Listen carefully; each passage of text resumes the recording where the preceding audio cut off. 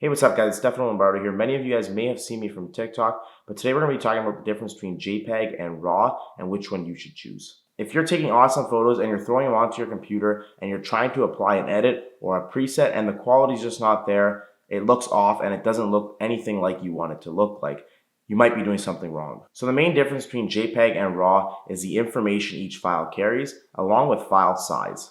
RAW files are uncompressed files, so when you take a photo, that file gets loaded onto the SD card with no compression and all the information still on that file. Such information includes the camera you shot it with, the lens that you shot it with, at which focal length, the shutter speed, the ISO, etc. These uncompressed files have all the technical data along with all the color data packed into them, and this is why you typically see the size of RAW files larger than JPEGs. RAW files are typically less saturated and less contrasty, meaning that the whites are not crushed and the blacks are not crushed, still giving you a lot of detail in your shadows and in your highlights. JPEGs, on the other hand, are photos that are compressed and they don't hold any other data other than the photo itself. So I took two photos, one RAW and one JPEG, with the same camera, the same lens, the same focal length, and the same settings, and the RAW file was 25.3 MB and the JPEG was 8.73 MB. You can see that the RAW file was about 3 times bigger than the JPEG. The one thing you'll notice is when you're bringing up your shadows in your JPEG or your RAW file,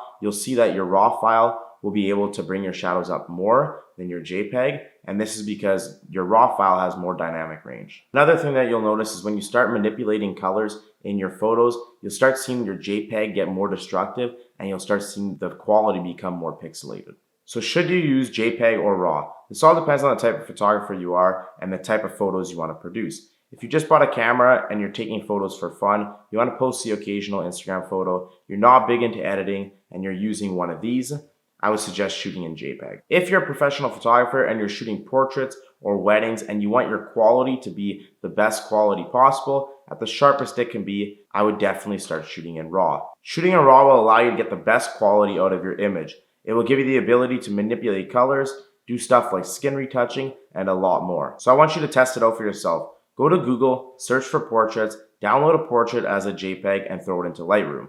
Start editing it. You might be able to make some simple adjustments like your exposure, your highlights, your shadows, but you won't be able to fully manipulate it. You'll notice the more you edit, the more the quality gets reduced. So if this video helped you and you want to see more like it, make sure you drop a like, share your thoughts down below, and make sure you subscribe to the channel. Also hit that bell to be notified when I post a new video, and thank you guys for watching.